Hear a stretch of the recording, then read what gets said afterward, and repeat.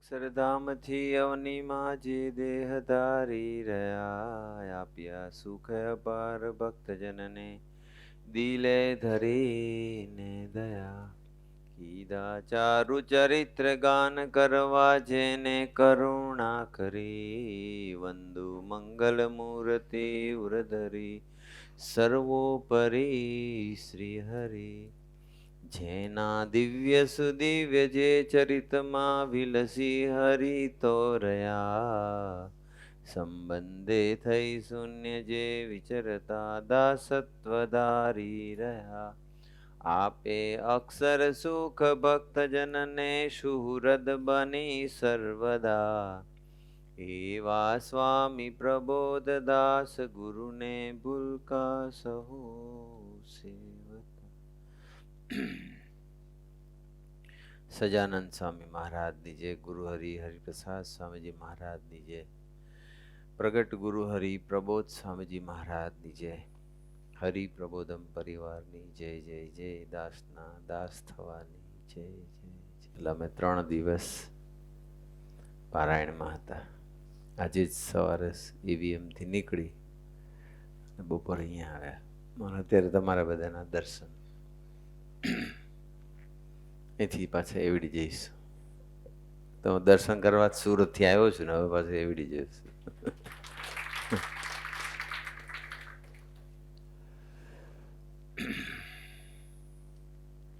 પણ બધી બાજુ જઈએ તો અદ્ભુત દર્શન થાય ભક્તોનું. હરિપ્રબોધમ પરિવાર એટલો બધો ફૂલ્યો ફાલ્યો છે, એટલો બધો સ્પિરિચ્યુઅલ થતો જાય છે. બધાના દર્શન કરીએ ને આપણને આનંદ થાય, બધાનું જીવન જોઈએ ને વાતો સાંભળીએ. ત્યાં ઉમા મંગલ હોલ છે, કામરેજ 4 રસ્તાની નજીક મોટો હોલ છે. 1400-1500 જણા કદાચ બેસી શકે. આખો હોલ પેક. આપણે જેમ જાગૃતતા પારાયણમાં આખો હોલ ભરાઈ જતો હતો, એમ ત્યાં પણ બધા સમયસર આવી જાય. સિન્સિયરિટીનું પણ દર્શન બધે થવા માંડ્યું. કથા વાર્તાનો ઈશક બહુ જ છે. એમાં સૌથી વધારે લોકો કથા વાર્તાનો જો લાભ લેતા હોય ને, તો અમદાવાદની પારાયણનો. અમદાવાદમાં જે પારાયણો થાય સૌથી વધારે. અબ્રામામાં 2-3 જણાએ અમને કીધું કે અમે 7 થી 8 વખત પારાયણ પૂરું કર્યું જાગ્રતતાનું. 7 થી 8 વખત 7-7 દિવસ.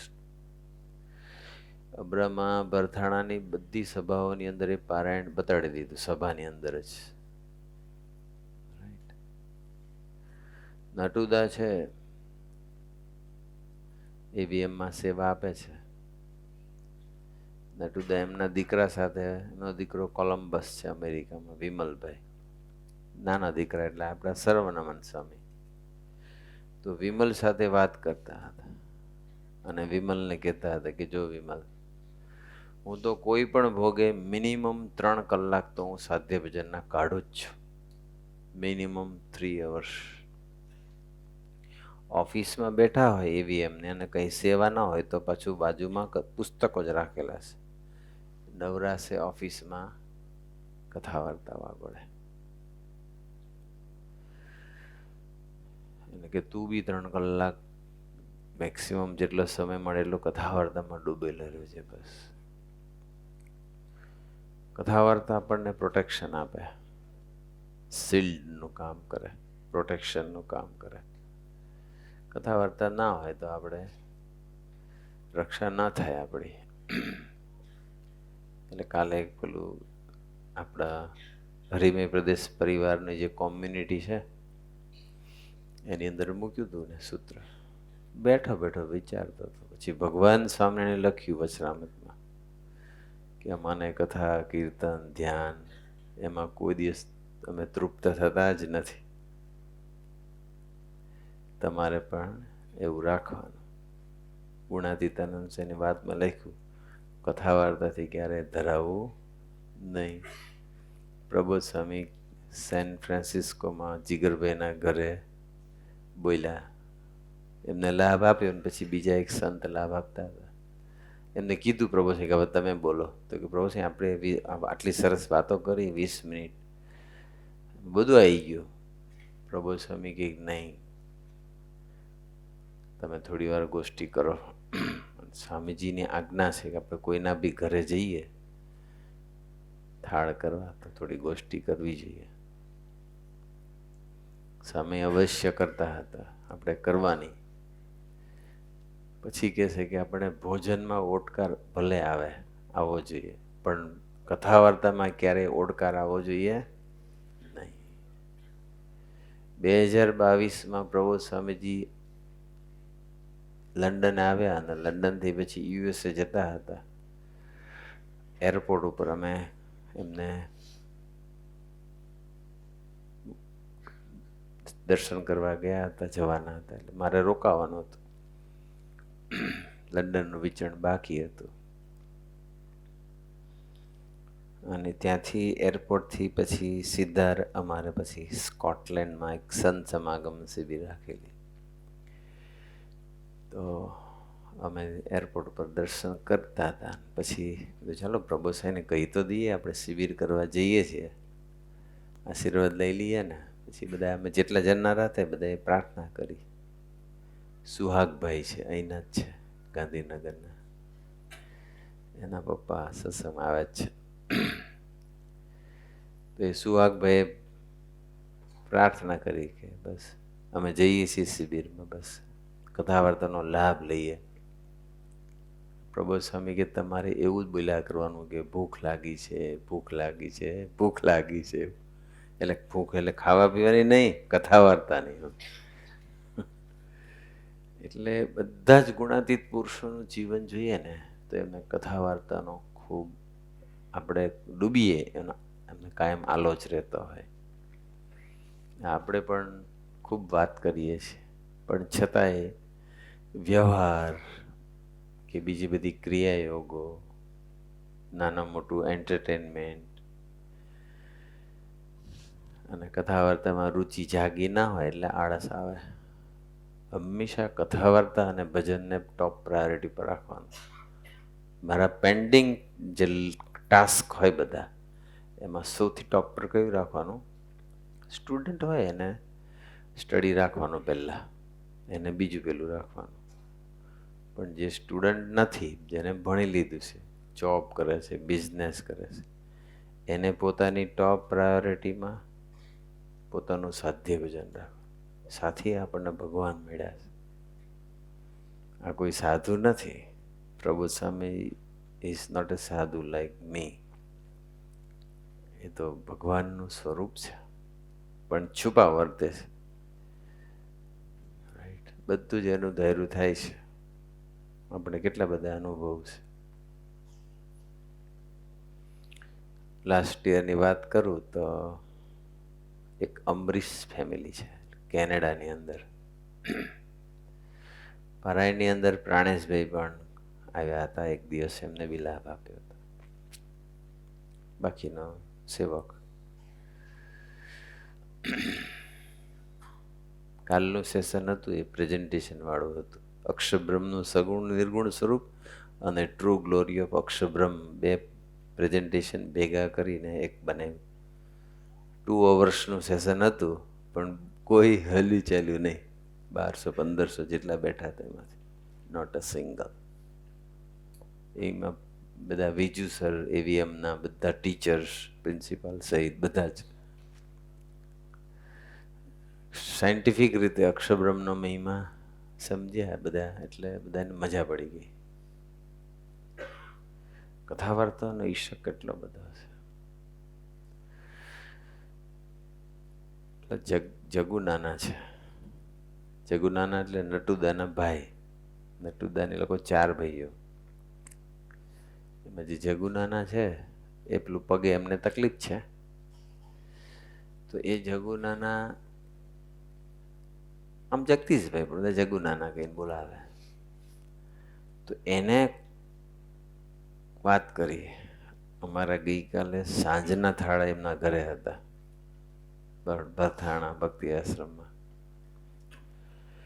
તો એમણે વાત કરી, એમને એવી વાત કરી કે યુટ્યુબ પર જેટલા બી હરિપ્રબોધમ પરિવારના સંતોના અને વક્તાઓના જે પ્રવચનો છે, not only Surat or Ahmedabad, Mumbai, London, USA, Canada, New Zealand, આખા વર્લ્ડમાં જે જગ્યાએ પ્રવચનો આપણા પણ અહીંયા કેલ્વિનભાઈ બધા કરે છે અપલોડ યુટ્યુબની ચેનલમાં, આપણી બ્રહ્મ વિદ્યા ચેનલ, આપણી અહીંની હરિમય પ્રદેશની ચેનલ છે, કે પછી હરિપ્રબોધમ વૃંદમાં આવતું હોય,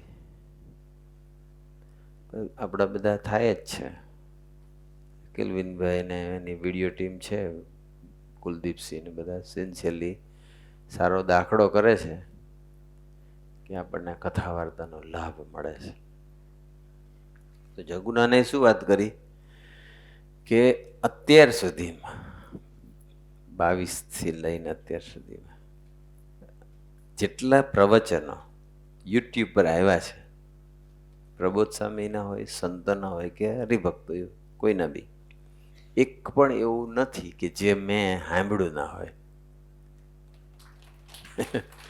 કેવું કહેવાય? એક પણ એવું નથી, નોટ અ સિંગલ. અને એથી બીજી એક અગત્યની વાત એ કરી, એ બહુ ખતરનાક હતી. કદાચ પેલું કદાચ કોક કરી શકે, નહીં જ કર્યું હોય તમે, પણ ઘણાએ તો અમદાવાદની થયેલી પારાયણ પણ બીજી વાર નહીં સાંભળી હોય આખી કદાચ. અમુક જણે તો 7-8 વખત કેટલો ટાઈમ કાઢતા હશે. તો જગુનાને બીજી જે વાત કરી ને, પાર્ટ 1 એ હતો કે બધા જ પ્રવચન સાંભળી લે, અને પાર્ટ 2 એ હતો કે એ સિવાય યુટ્યુબની કોઈ પણ વિડીયો, શોર્ટ્સ એક પણ જોઈ નથી આજ દિન સુધીમાં, નોટ અ સિંગલ. પ્રવચન સિવાય કોઈ પણ વિડીયો જોઈ નથી. બાકી તો શોર્ટ્સ કોઈ ચાલુ કરે ને આમ સ્ક્રોલ કર્યા કરે, કલાકો ને કલાકો નીકળી જાય. ઇન્સ્ટાગ્રામની રીલ કેટલું બધો ટાઈમ બગાડી નાખે છે આપણે બધાએ જાગૃત રહેવું પડે. આપણે બધાએ A to Z, સ્ટુડન્ટ ખાસ બધાએ આપણે, કારણ કે એમાં છે ને મનને ગમે છે, આ થોડીક વાર મજા આવે છે, પણ end of the day we are wasting our time. એ જે તમે સુખ લીધું છે એ સુખ ટક્યું કેટલું? પૂરું જ થઈ જશે. જેટલો સમય આંખની સામે છે એટલો સમય સુખ, પછી એ સુખ ટકતું નથી, જતું રહેશે. કદાચ 2-5 મિનિટ કે અડધો કલાક ટકતું હશે. અત્યાર સુધીમાં કેટલી જોઈ હોય તો સુખ નથી, પણ જે સમય બગડ્યો, સુખ આવ્યું તો જતું રહ્યું, પણ સમય ગયો એ પાછો આવ્યો, એ તો ગયો જ. સુખ બી ગયું, સમય બી ગયો. તો ખોટના ધંધા કર્યા કે ના કર્યા? થોડું વિચારને પામવાનું છે. આપણને આપણા કાર્યકર્તાઓ કે મમ્મી પપ્પા કે બેટા ટાઈમ ના બગાડીશ, ઘણા તો એટલા બધા ક્રેઝી થઈ જાય છે, અને ઘણા તો ના પાડે, મોબાઈલ લઈ લે તો સુસાઇડ કરે, એવા બી કેસ આવી ગયા. બોલો, શું એવું સુખ મોબાઈલ બંધ કરવાથી, નહીં વાપરવાથી જતું રહેશે, અથવા કેટલું બધું દુઃખ આવી જાય છે, તો માણસ જીવન ટૂંકાવે છે. તમે જો સત્સંગ કેટલો ઇમ્પોર્ટન્ટ છે. જે સત્સંગ નથી ત્યાં બધું આવું જ બનવાનું છે. કોણ ટેક કેર કરશે? કોણ સાચું ગાઈડન્સ આપશે? આપણે બધા કેટલા બધા ફોર્ચ્યુનેટ છીએ કે આ સત્સંગ કે આ સભાના માધ્યમથી સંતો અને કાર્યકર્તાઓ દ્વારા આપણને કેટલું સરસ મજાનું ગાઈડન્સ મળે છે, સરસ મજાનો સપોર્ટ મળે છે. We are very fortunate. તો વાત કરતો હતો, મને કેટલા વાગે બંધ કરવાનું છે? 7 વાગે ને? હે? Are you sure? 6:50 થયા છે. કારણ કે આપણે તો આપણું થયું, મને એક વિચાર એ આવતો કે આપણો હોલ નથી થયો ને ત્યાં સુધી સારું અલગ અલગ હોલના લાભ મળે છે. હવે હું હમણાં સવારે આવીને સીધો જ એવીએમથી ડાયરેક્ટ ગયો, ક્યાં ખબર છે? આપણી સોલાની સાઈડ પર ડાયરેક્ટ. પછી જગદીશ કાકા ફોન પર વાત થઈ હતી, એમને એક અગત્યનું કામ આવ્યું એટલે મને કહ્યું મારે જવું પડે એવું છે, પણ તમે આવજો, હું 2:30 વાગે પાછો આવીશ. એટલે હું ગયો. ત્યાં વિજય કાકા અને કલ્પેશભાઈ અને સોની કાકા ને બધા હતા, પ્રિયાંશુના પપ્પા ને બધા. પછી બધું જોયું, ખાસું ઊંચું આવી ગયું છે. એટલે હવે સ્પીડમાં થઈ રહ્યું છે. હજુ 6 ફૂટ ઉપર દિવાલ ખેંચવાની બાકી છે. 103 બાય 73 ફૂટ છે. એટલે 1200 જણા તો કમ્ફર્ટેબલ બેસી શકશે લગભગ. એટલે પારાયણ થઈ જશે ત્યાં. ભાડે હોલ નહીં લેવા પડે આપણે. વર્ષમાં 2 વખત તો કરી જ નાખવાની, નહીં મિનિમમ. આ વખતે લંડનમાં પારાયણ કર્યું ને 3 દિવસનું, તો મહિમા ઉપર કર્યું હતું, તો બધા એટલા આમ એ થઈ ગયા ખુશ. અને પછી બધા કહે કે હવે તમે આજે પ્રોમિસ આપો કે નેક્સ્ટ યરથી કાયમ લંડન મંદિરમાં 7 દિવસનું પારાયણ કરવાનું કમિટમેન્ટ આપો. કે મેં બધું સારું, એવું કરીશ. ભગવાનની વાતો કરવાની ને બીજું શું કરવાનું આપણે. ભગવાનમાં ડૂબેલા રહીશું ને એટલે બીજું બધું નીકળી જશે. એક એક વસ્તુ કાઢવાને પ્રયત્ન નહીં કરવાનો, મને આ નડે છે, મને પેલું નડે છે. ભગવાનમાં ડૂબીશું એટલે બધું નીકળી જશે. આપણે હવે સાધના જુદી પ્રકારની કાઢવાની છે. દોષ ટાળવાની અને ગુણ મેળવવાની સાધના નથી કરવાની, પણ ભગવાનમાં ડૂબવાની સાધના કરવાની છે. બસ બહુ અંતરદ્રષ્ટિ નહીં કરવાની. હા, ઓળખી રાખવાનું. વાણીથી નપાસ થવશું, આંખથી નપાસ થવશું, કાનથી નપાસ થવશું, ખાવા પીવામાં નપાસ થવશું, જે જગ્યાએ ઓળખી રાખવું છે. જાગ્રત રહેવું પડે. અને કદાચ નપાસ થઈ બી ગયા જાણે અજાણે, ભજન કરી લેવાનું. મૂળ પાછો વાત પર આવી છે. પેલું તો આ પેલી જે વાત કરી એ વાત ખાલી કરી લઉં કે હમણાં જ 2 દિવસ પહેલાં પારાયણ હતું ને પહેલા જ દિવસ 28 તારીખે એ દિવસે પ્રબોધ સ્વામીજી ઓનલાઈન મિટિંગ કરી હતી, બધા જ પ્રાદેશિક સંતો અને ડિપાર્ટમેન્ટના સંતો સાથે. બહુ જ બધા એટલા બધા એક્સાઇટેડ છે, પ્રબોધ સ્વામી સહિત બધા જ, કે આ 6 ઓક્ટોબરે હરિપ્રબોધમ ધામ એનું ખાતમુહૂર્ત. આપણા હરિધામમાં તો 18 કે 20 વીઘા જમીન હતી અંદર કેમ્પસમાં. એવડીમાં 26 વીઘા છે. અને હરિપ્રબોધમ ધામની 100થી વધારે છે. એટલે આપી હરિપ્રબોધમ ટાઉનશીપ જ ઊભી થઈ જશે. જો ને, હરિપ્રબોધમ ટાઉનશીપ જ. અમારે પેલા અદાણી શાંતિગ્રામમાં ત્યાં ટાઉનશીપ છે ને મોટી, અદાણી શાંતિગ્રામ, ભૌમિકભાઈનું છે, જેમ એમને આશ્રય આપ્યો છે અમને લોકોને રહેવા માટે. ત્યાં અમે રહીએ છીએ. પછી એ લોકોનું કોઈક સૂત્ર છે, ટેગ લાઈન જેવું આવે ને, ધ ગુડ લાઈફ. એમ પેલી Hariprabodham township, the spiritual life, એવું થઈ જશે એવું લાગે. આ તો ખાલી આમ મારી રીતનું બોલું છું, એવું છે એની પાસે. તમે પાસે કાલથી મેસેજ કરવા માંડો કે આવી રીતે વાત થઈ ગઈ, ફાઇનલ. ફાઇનલ નથી, હું તો ખાલી બોલું છું. ફાઇનલ હરિપ્રબોધમ ધામ થઈ ગયું છે, એ ફાઇનલ છે. પણ આ જે તક છે ને, એ તક મારા જીવનમાં અને તમારા સૌના જીવનમાં ફર્સ્ટ ટાઈમ છે. Do you know how? કે સ્વામીજીએ હરિધામનું જ્યારે સર્જન કર્યું અને એનું જ્યારે ખાતમુહૂર્ત કર્યું, મુકેશ કાકા બેઠા આવી રહ્યા, તમે હતા ને ખાતમુહૂર્તમાં? કયા વર્ષમાં? તો 79માં હરિધામનું ખાતમુહૂર્ત જ્યારે થયું ત્યારે આમાંથી કેટલા હતા? Please rays your hand. Mukesh કાકા 1, પછી એક જ. ઓ બાપરે, એક મુકેશ કાકા એવા છે કે જે બંનેનો લાભ લઈ શકશે. જ્યારે હું અને તમે first and last, should we miss it?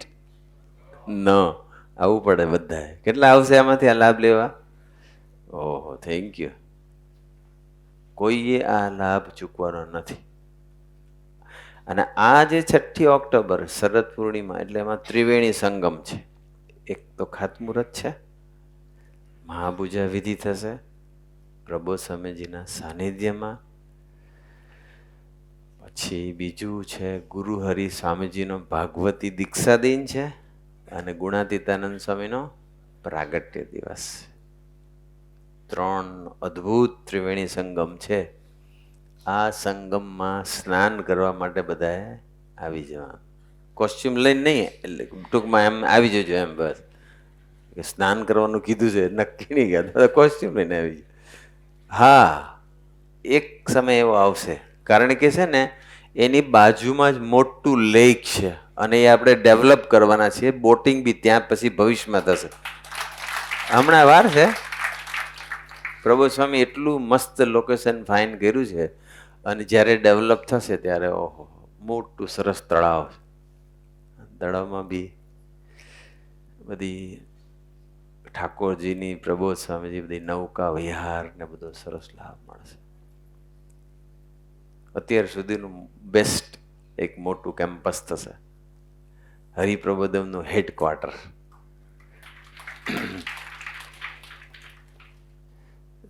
હજુ તો અત્યારે બધું લેવલ થઈ ગયું. જગદીશ કાકા ત્યાં, હેમલભાઈ ત્યાં બહુ સરસ સેવામાં નિમિત્ત બને છે. લેવલ લાવી દીધું ઉપર, 3-4-5 ફૂટ જેટલું ઉપર લાવી દીધું. 1 મીટર, 54 વીઘાની અંદર એટલું તો કરી નાખ્યું. 6500 ડમ્પરીએ માટી નાખી દીધી. 6500, 650 નહીં. હજુ બીજી નાખવી પડશે કદાચ, મે બી મોર દેન 100 વીઘા. એટલે એવીડીના કેમ્પસ કરતા 3 to 4 times બિગર. આ તમે એવીડીનું આખું નહીં જોયું હોય, પાછળ કદાચ જોયું હોય તો, પણ એનાથી જ 3-4 ગણું મોટું બધું જ બનવાનું. પછી તમારે કોઈ જગ્યાએ ઉતારા માટે બહાર જવાનું રહેશે, ત્યાં તમારે ઉતારાની વ્યવસ્થા થશે. આપણે વાત કરતા હતા કે કેનેડાની અંદર એક અમરીશ પરિવાર, નિષ્ઠાવાન કાર્યકર્તા, સભામાં સિન્સિયર, અઠવાડિક સભા તો ભરતા જ હોય અમરીશ હોય એટલે, પણ એક્ટિવ, બહુ હાઈલી એક્ટિવ. સ્વાધ્યાય સભા પણ ભરે. એ લોકો ત્રિવેણી બોલે, આપણે સ્વાધ્યાય સભા, પણ એ બી અટેન્ડ કરે, અને સત્સંગમાં નિમિત્ત બહુ બને. પણ થયું એવું કે એમનું જે સ્ટેટસ છે એ નહોતું કેનેડામાં રહી શકે એવું, ઇલીગલ જેવું સ્ટેટસ હતું. અને ઓલરેડી એમને આવી ગયો હતો લેટર કે તમારે ખાલી કરવું પડશે. હવે ત્યાંના કાર્યકર્તાઓ અને ત્યાંના હરિભક્તો, એ લોકોને એમ કે આટલો ટોપ ભગત અને આટલો સક્રિય થઈને દોડે છે, તો પ્રબોધ સ્વામીજીને આપણે પ્રાર્થના કરીએ કે તમે કંઈક કૃપા કરો. રાઈટ? આપણને કેવા સ્વામીજી મળ્યા ને કેવા પ્રબોધ સ્વામીજી. સ્વામીજીની વચમાં એક વાત કરી લો કે સ્વામીજી, પ્રાણેશભાઈ વાત કરી હતી કે સ્વામીજી પારસીપની મંદિરે હતા અને ત્યાં જૂનું મંદિર હતું ત્યારે, અત્યારે તો નવું થઈ ગયું, પણ એ પરમ કરીને ત્યાં હાઉસ છે જે સંતો અને સ્વામીજીનો ઉતારા માટે હતું. એની પરમમાંથી પછી સ્વામીજી બહાર આવતા હતા. પછી એક ગાડીમાં બેસીને બહાર જવાનું હતું. પાર્કિંગ લોટમાં ગાડી હતી. સ્વામીજી પરમમાંથી બહાર આવ્યા. થોડા વર્ષો પહેલાની વાત છે. પછી ત્યાં 50 જેટલા યુવકો ત્યાં પાર્કિંગ લોટમાં ઊભા હતા. ખબર હતી કે સ્વામીજી આવી રહ્યા છે, એટલે દર્શન માટે ઊભા હતા. સ્વામીજી ધીમે ધીમે બહાર આવ્યા. આવીને ત્યાં જે ગાડી હતી, જે ગાડીમાં સ્વામીજી જવાનું હતું, ત્યાં ગાડીના દરવાજા પાસે આવી બી ગયા. બધા યુવકો દર્શન કરતા હતા. પછી સ્વામીજી આમ ગાડીનો દરવાજો ખોલ્યો, હાથ બી મૂક્યો, અંદર બેસવા બી જતા હતા. પણ બધા આમ લાઈનમાં બધા યુવકો ઊભા હતા ને, તો એકદમ સ્વામીજીએ દરવાજો બંધ કર્યો. અને બંધ કરીને ચાલતા ચાલતા ચાલતા ચાલતા છેલ્લે જે એક યુવક ઊભો હતો એની પાસે જઈને ઊભા રહી ગયા સ્વામીજી.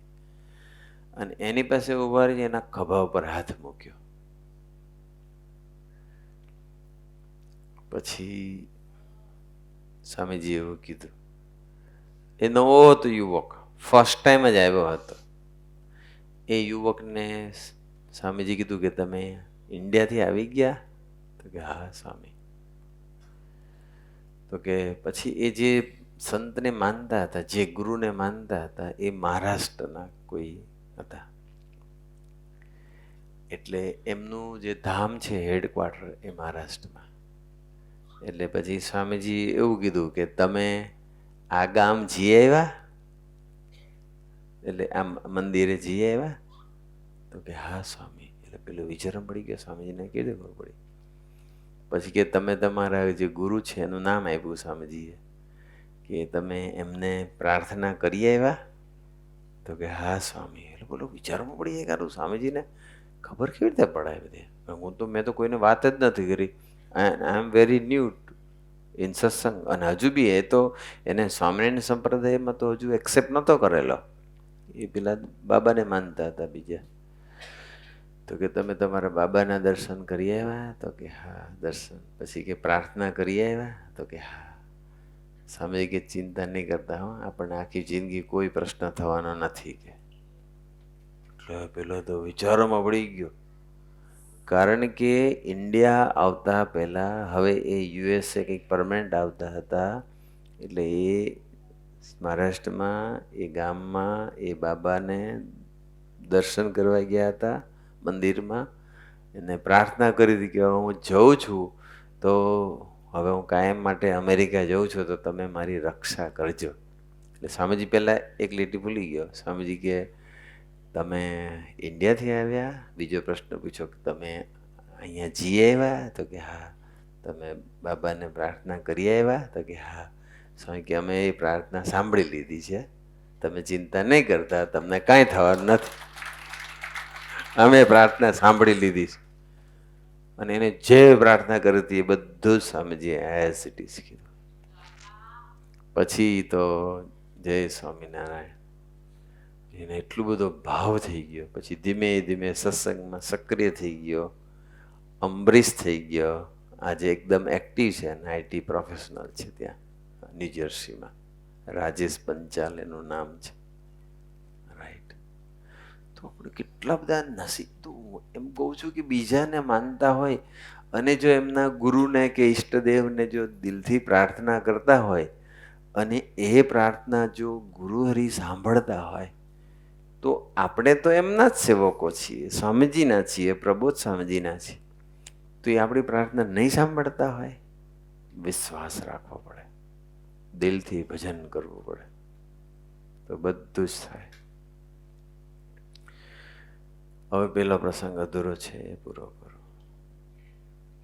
કે બધાએ પ્રબોધ સ્વામીજીને પ્રાર્થના કરી કે પ્રબોધ સ્વામીજી, આ અમરીશ પરિવાર છે ને, કે હવે એમનું સ્ટેટસ નથી, એ કેનેડામાં નહીં રહી શકે, પણ બહુ જ સક્રિય છે, બહુ નિમિત્ત બને છે અને બધાને બહુ જ ગમે છે, ભાવતી વ્યક્તિ છે, બહુ દોડે છે. તો તમે કંઈક કૃપા કરો ને કે અહીંયા રહી જાય કેનેડામાં. હવે સ્ટેટસ તો પૂરું થઈ ગયેલું હતું, કોઈ પોસિબિલિટી હતી જ નહીં. એટલે પ્રબોધ સ્વામીજી તો કેવું, પ્રભુ સાહેબ બહુ સિમ્પલ જવાબ આપે, પણ એ સિમ્પલ જવાબ કે સિમ્પલ આજ્ઞા જો સિન્સિયરલી વિશ્વાસપૂર્વક પાડીએ ને અને એ કેમ કરીએ ને, તો ગમે તેવું અશક્ય હોય ને એ શક્ય બની જાય. પ્રભુ સ્વામીજી પછી એવું કીધું ત્યાં કપીભાઈ કરીને છે, સુમનભાઈના દીકરા, કલ્પેશભાઈ, પણ બધા એમને કપીભાઈ કહીને બોલાવે. પ્રભુ સાહેબ કપીભાઈને એવું કીધું, કારણ કે કપીભાઈ સાથે હતા પ્રાર્થના કરવામાં.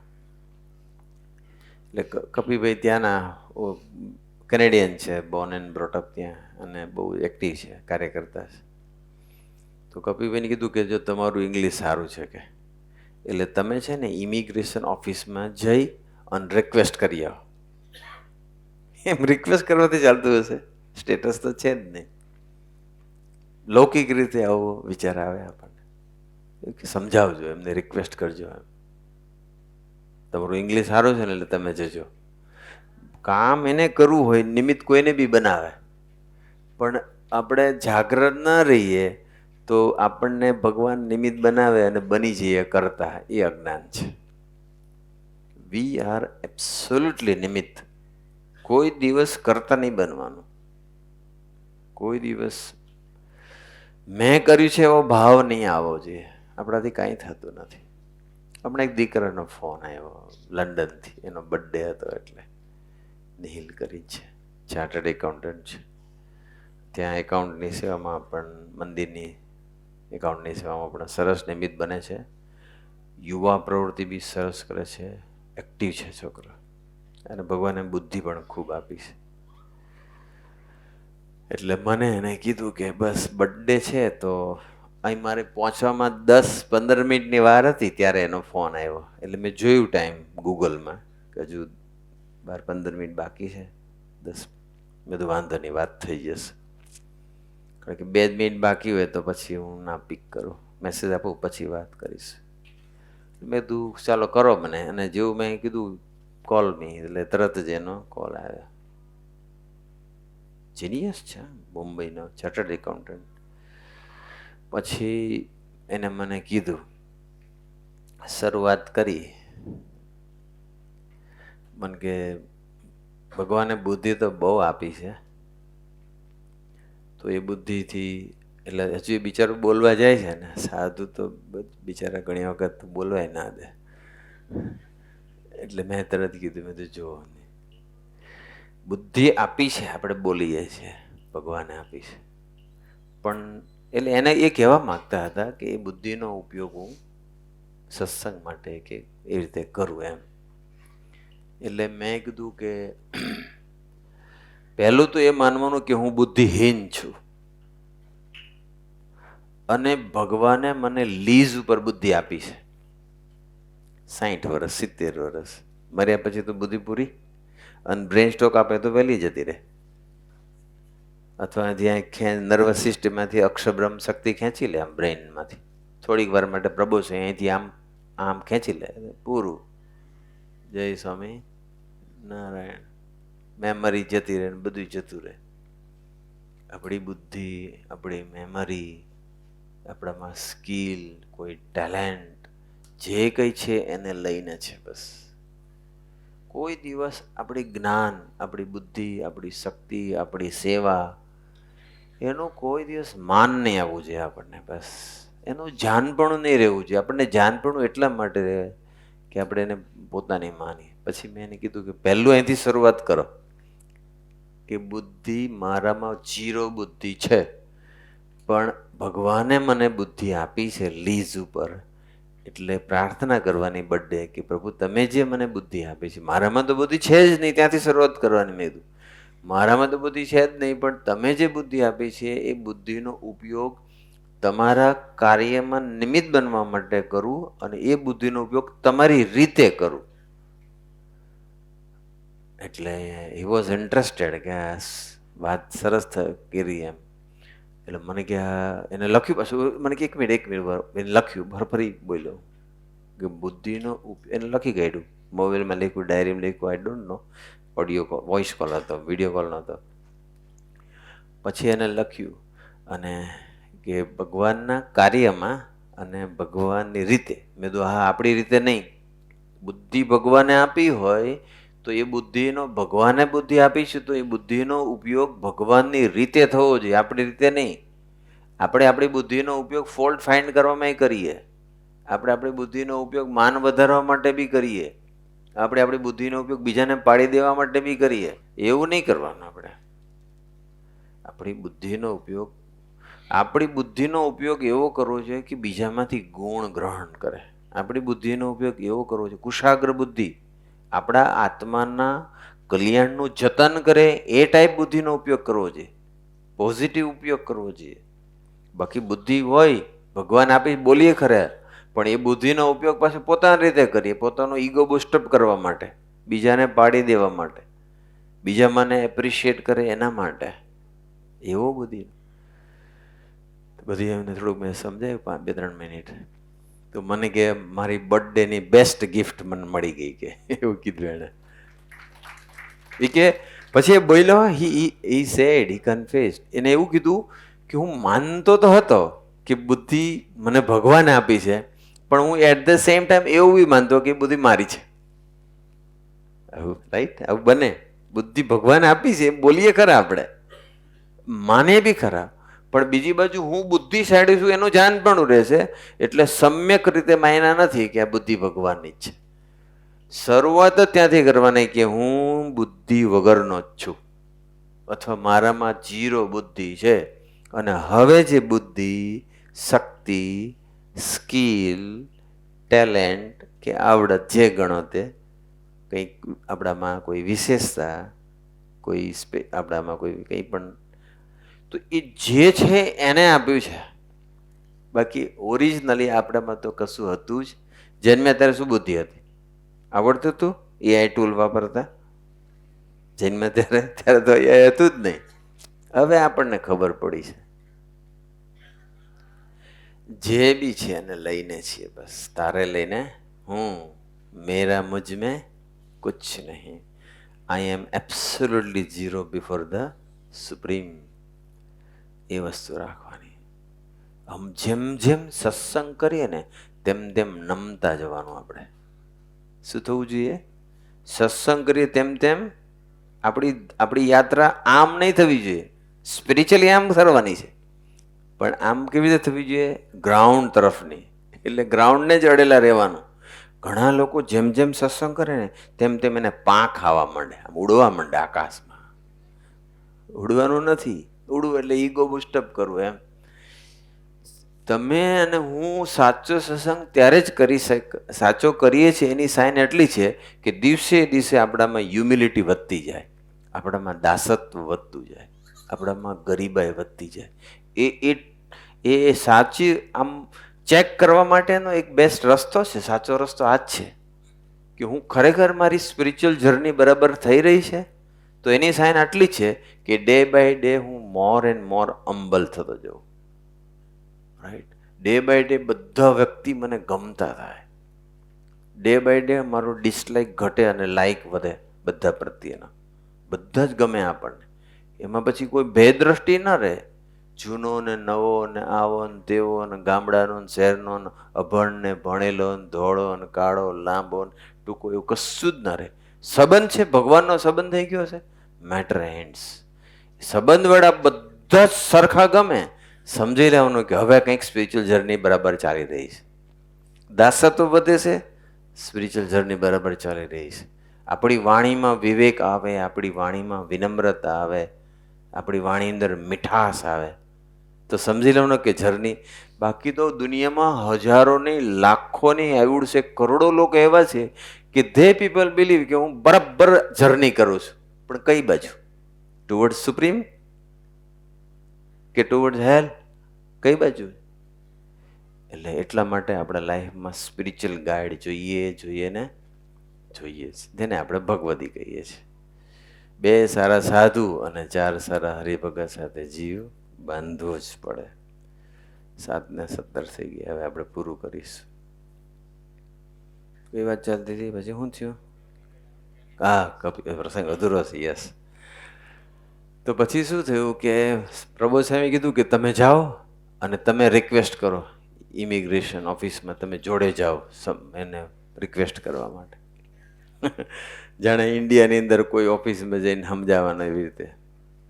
એટલે કપિલભાઈ પછી વિચાર્યું કે આ તો ભાઈ આપણે તો આજ્ઞા પાડવાની છે, કામ તો એને કરવાનું છે. એટલે પછી શું થયું કે હવે એ વર્ક ફ્રોમ હોમ હતું એમને, અને વીકમાં એક વખત ઓફિસે જવાનું હોય ને બાકીના બધા દિવસો 5 દિવસ વર્ક ફ્રોમ હોમ હતું. હવે જે દિવસે અમને એપોઇન્ટમેન્ટ મળી ઇમિગ્રેશન ઓફિસમાં જવાની, એ જ દિવસે એમને પેલા બોસે બોલાવ્યા કે તમારે આજે અહીં ઓફિસે આવવાનું છે. એટલે હવે શું કરવું? તો એમનો દીકરો સ્મિથ છે એનું નામ, અને એને 12th સુધી એવીએમાં ભણેલો છે, અને એને ભગવાન ભજવાનો સંકલ્પ છે, સહિષ્ણુ થવું છે. એટલે અત્યારે કોલેજમાં હશે કે માસ્ટર કરતો હશે મે બી, પણ એ હજુ સ્ટુડન્ટ છે ટૂંકમાં એ બી. એટલે એના પપ્પાએ એવું કીધું કે સ્મિત, મારે હવે ઓફિસ જવાનું છે, તો તું ઇમિગ્રેશન ઓફિસમાં તું જાવ. પેલો જિંદગીમાં ગયો જ નથી, અને એ તો કેનેડિયન સિટીઝન છે, એને જવાનો પ્રશ્ન આવતો નથી. તો એને કીધું પપ્પા હું જઉં પણ મને કશું ખબર નથી મારે શું બોલવાનું છે, તો હું શું કરું એમ. એટલે એને કપિભાઈ કીધું કે જો તારે કશું નહીં, આપણે એટલું જ કહેવાનું, તારે પ્રભુ સાંઈની મૂર્તિ આગળ જઈને ભજન કરીને પછી જજે અને એને રિક્વેસ્ટ કરજે કે અમને 15 દિવસમાં એક્સટેન્શન આપો, આટલું તું કહી આવજે. ત્યાં સુધીમાં આપણે કંઈક પછી રસ્તો શોધીએ, પછી એવું લાગશે તો હું જઈ આવીશ કે પ્રભુ સાંઈના આશીર્વાદ લઈ લઈશું. પછી શું થયું? બોલો કે સારું. એના માટે ફર્સ્ટ એક્સપિરિયન્સ હતો, યુવક હજુ ભણે છે. એટલે જે દિવસે એમનો જે ડેટ નક્કી થઈ એ દિવસે પહોંચી ગયા, અને જેવા પહોંચ્યા તો જે ઇમિગ્રેશન ઓફિસર હતો ને એ પેલો કાળિયો હતો, આફ્રિકન હશે, અને બહુ થોડોક એરોગન્ટ એવો હશે, ઇગોઇસ્ટિક હશે, અથવા થોડોક એ હશે. એટલે એને બધા ડોક્યુમેન્ટ્સ ને બધું ઓનલાઈન એનું સ્ટેટસ ને બધું જોયું, બધાએ રિક્વેસ્ટ કરી, તો કે તમારું ઓલરેડી ઇલીગલ સ્ટેટસ છે, you have no right to stay in this country અને સૂન યુ વિલ બી ડિપોર્ટેડ.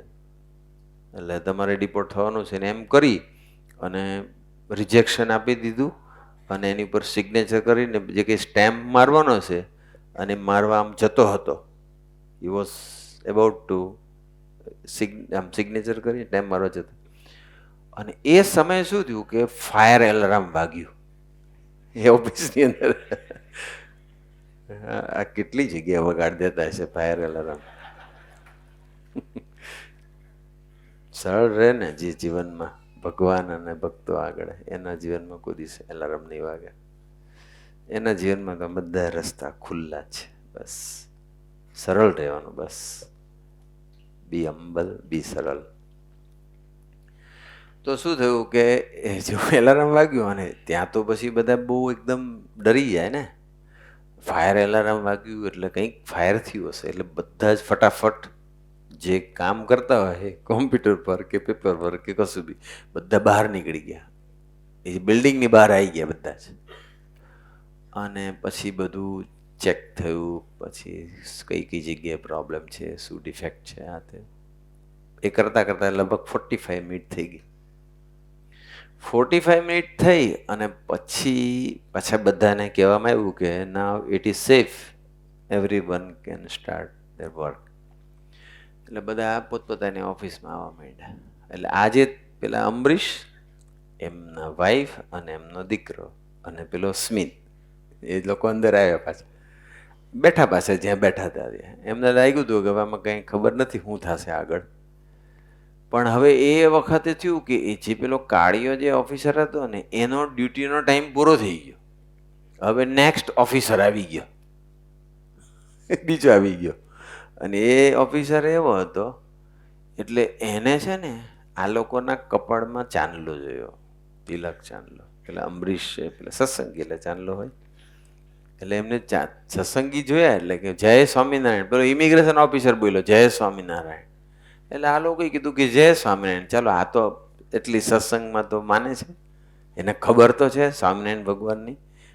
પછી પૂછ્યું કે તમે કયા મંદિરમાંથી આવો છો? એટલે ઇમિગ્રેશન ઓફિસરે પૂછ્યું. તો કે અમે પ્રોફેશનલ કોર્ટમાં જે મંદિર છે ને. તમે પ્રોફેશનલ કોર્ટથી આવો છો? હું વર્ષમાં 4 વખત ત્યાં આવું જ છું કે પ્રભુ સ્વામીના બી દર્શન કરેલા જ છે. એટલે સ્વામીજીના દર્શન એટલે તો આ લોકો થોડું વધારે રિલેક્સ થઈ ગયું. તો કે બોલો શું હતું કે. પછી બધી વાત કરી કે આવી રીતે અમારું સ્ટેટસ નથી અને અહીંયા આટલો સરસ સત્સંગ ચાલે છે ને બધું છે, તો મારે થાય એવી કંઈક રિક્વેસ્ટ. તો એને કીધું કે આમ કંઈ થાય એવું નથી, પણ એક રસ્તો છે, હું જે કહું ને એ પ્રમાણેના ડોક્યુમેન્ટ તૈયાર કરી દો અને બધું સબમિટ કરી દો, તમને કેનેડામાંથી જિંદગીમાં કોઈ કાઢશે નહીં કે. એને મેં રીત દેખાડી કે આવી આવી રીતે બધી પ્રોસિજર કરો અને આવા આવા બધા ડોક્યુમેન્ટ્સ તૈયાર કરો. અને આજે એ પરિવાર ત્યાં જ છે. અમે જેમ ધારીએ તેમ થાય છે. ત્યારે તમે કહેશો કે અમારે જવું હોય તો શું કરવું? પાછા આપણે પ્રસંગનો પાછો આ પ્રસંગ જાણવા મળ્યો છે. જો ઇલીગલ ને લીગલ કરતા હોય તો મારા જેવાને કેમ ના મોકલે, એવું ઉર્વિકને પ્રશ્ન ઉભો થાય. મને અમેરિકા મોકલો, અહીંયા કાંઈ લેવાનું નથી. યાદ રાખજો, હવે ત્યાં કાંઈ લેવાનું નથી, એવા દિવસો આવ્યા છે. હવે દિવસો ભારતના છે. એ તો હું નહીં, તો સ્વામીજી હતા ને ત્યારે સ્વામી કહેતા હતા કે એક દિવસ એવો આવશે કે ધોળિયા લોકો જોબ માટે ભારતમાં આવશે એમ. પણ ઘઉં વર્ણાને રહેવું નથી.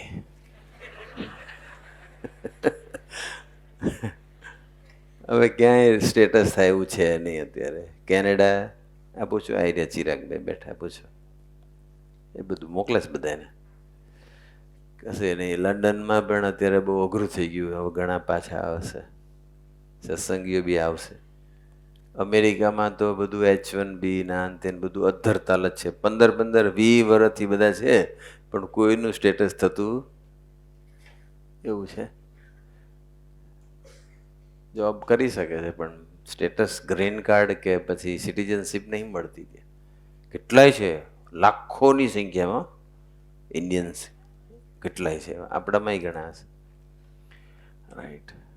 અમેરિકામાં એવું, કેનેડામાં એવું, યુકેમાં એવું, બધે જ છે આવું.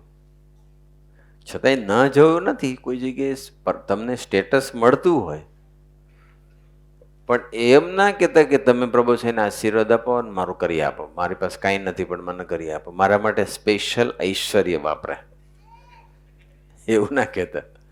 એ બધી રિક્વેસ્ટ કરાય પણ એ જે કેમ કરવાનું બસ. પણ કે આપણે આપણી મરજીથી જઈએ અને પછી દુઃખી થઈને પાછા આવીએ એની કરતાં એ કેમ કરવું સારું. સમય થઈ ગયો. આપણો પ્રદેશનું નામ શું છે? હરિમય. શું કામ પ્રભુ છે નામ એ સિલેક્ટ કર્યું છે?